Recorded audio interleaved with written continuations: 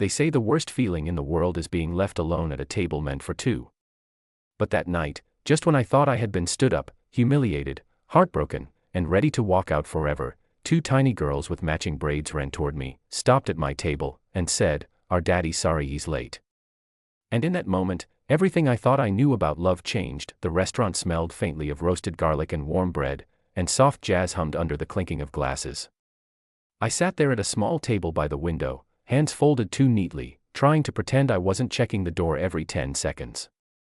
My friend had set me up on this blind date, swearing he was the one, someone gentle and steady, everything my last relationship never was. But as the minutes passed, the empty chair across from me only grew heavier, like it carried the weight of every disappointment I had ever known. 20 minutes. Then 30. Then almost an hour. My water was refilled 3 times by a sympathetic waiter who kept offering me polite smiles, the kind you give someone whose heart is cracking quietly in public. I rehearsed my exit in my mind: stand up, leave a tip, walk out with dignity, but my legs refused to move. Something inside me whispered, wait just a little longer. Maybe I was foolish. Maybe I was lonely. Maybe I was tired of giving up too easily. Whatever the reason, I stayed. By the 50-minute mark, I couldn't hide the defeat settling into my chest. I forced a small smile, pushed my chair back, and told myself that this, being stood up, would not break me. I had survived worse. I had walked away from a relationship that drained me, healed wounds that no one saw, rebuilt myself piece by piece. A lonely dinner was nothing. I gathered my coat. My fingers trembled, not with anger, but with sadness I didn't want to admit. I whispered, "You tried, that's enough," and turned to leave. But then, the restaurant door swung open with a gust of cold air, and the soft murmur of the room paused. 2 little girls, maybe 6 years old, wearing matching red coats and identical pigtails, rushed inside holding hands. Their faces were flushed from the cold, eyes wide with excitement. They scanned the restaurant like they were searching for treasure, and then their gazes landed on me. Before I could understand what was happening, they hurried across the room toward my table. I blinked in confusion, frozen halfway out of my seat. One of them tugged my sleeve gently. "Are you Miss Maya?" she asked, her voice tiny but confident. I nodded slowly. The other girl lifted a folded note toward me with both hands. "Our daddy's really sorry he's late. He told us to tell you." My heart stumbled. I lowered myself back into my seat, staring at the 2 small messengers who had just changed the entire night with one sentence. The note trembled slightly as I unfolded it. "Running late. Emergency with my girls. Please, if you can, wait. I promise I won't waste your time."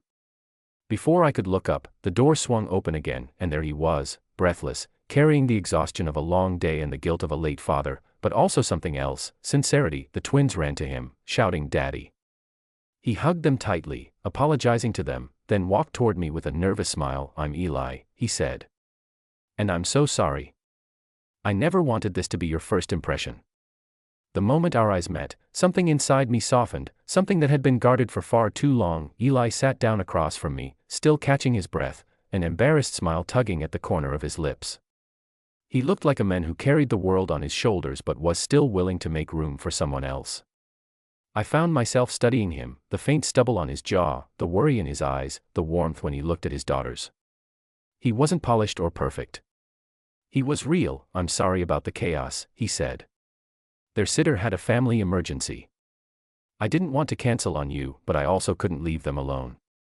Then the taxi got stuck in traffic and I lifted my hand gently. "It's okay," I said. And strangely, it was. The twins had slid into the booth beside him, peeking at me shyly. One whispered loudly, "Daddy was nervous about meeting you." The other chimed in, "He changed his shirt 3 times. Eli covered his face with one hand.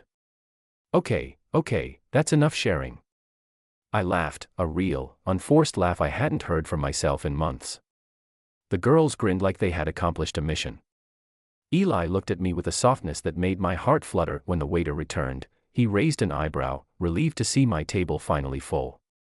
Eli explained the situation quickly, and the waiter smiled knowingly, bringing extra napkins and crayons for the girls. As we talked, I learned that Eli was a widower. His wife had passed away 3 years ago after a sudden illness, leaving him to raise the twins alone. He told the story quietly, with pauses as soft as bruises, honest but never looking for pity. The way he talked about her showed respect, love, and a kind of grief that had shaped him without hardening him. I wasn't planning on dating again, he admitted. But the girls, they said I smile more when I talk about you.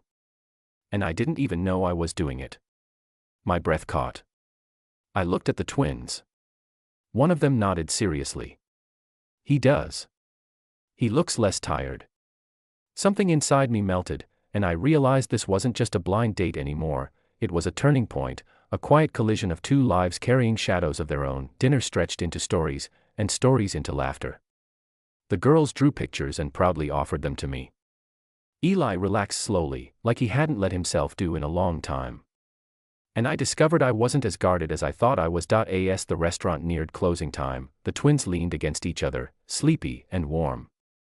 I helped Eli gather their things, and when we stepped outside, snowflakes drifted lazily through the streetlights. Thank you for not leaving, Eli said softly. You didn't have to, but you did. I looked at him, at the men who arrived late but showed up with honesty. At the father who apologized not with excuses but with sincerity. At the girls who had walked into the restaurant like tiny angels delivering fate's message. I'm glad I stayed, I whispered. He hesitated, then asked, can I see you again? Under calmer circumstances.